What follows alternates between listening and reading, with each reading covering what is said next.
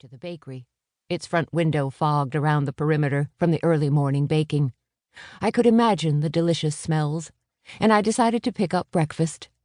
I didn't know if everyone would be in this morning, but Rosie would be there, with Hector, the miniature Yorkie she cared for but was worshipped and waited on by all of us. A thrill zipped through me at the prospect of seeing them both. Hamlet might have class, but he'd be in at some point, even if only for a little while. A student at the University of Edinburgh, he was a young man, and had become much like a younger brother to me now. He'd been gifted with an old soul, and named appropriately.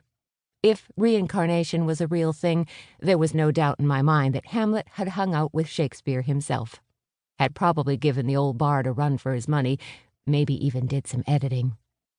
It was doubtful Edwin would be there. He didn't come in as much as the rest of us, and since he'd started dating a restaurant owner from Ireland, Vanessa Morgan, he'd been around even less. I decided to see who was inside the bookshop first, and then get breakfast accordingly.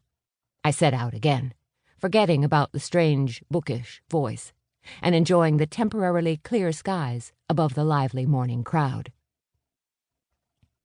Old Town Edinburgh and Grassmarket drew tourists from all over the world, and this morning the square seemed busier than usual.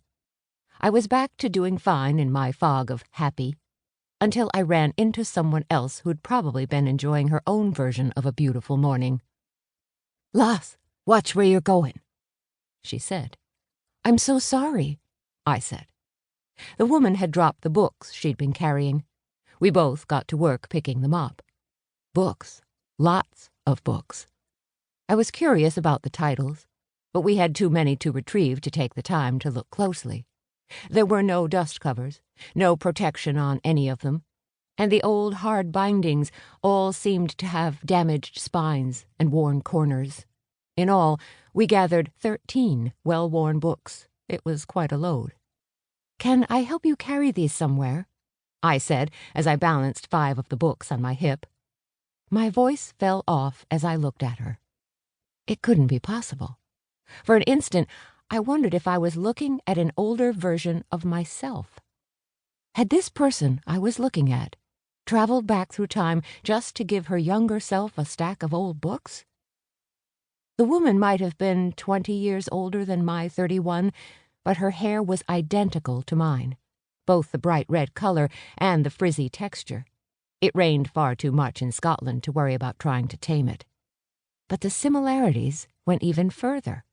Our blue eyes were the same tint of diluted sky, and we both had too many freckles. "Goodness! Are you seeing what I'm seeing?" she asked, her accent as light as Edwin's. Or I'd just become so used to the range of accents that I no longer really noticed the lighter ones anymore. "If I'd had a daughter, I'd wonder if you were her." I smiled. "The resemblance is uncanny. I'm Delaney Nichols." We both held too many books to shake hands. "Mary Stuart," the woman said with a nod. "At least, we don't have the same name." That would have been quite the conundrum. I agree. For a few seconds, we just looked at each other.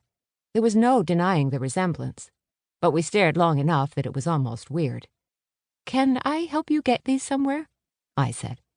"I'm looking for a bookshop. I was on my way to it." She looked behind her, down the longer part of the Grassmarket Square, the area toward Tom's pub. The Cracked Spine was at the other end, along a shorter street. "The Cracked Spine?"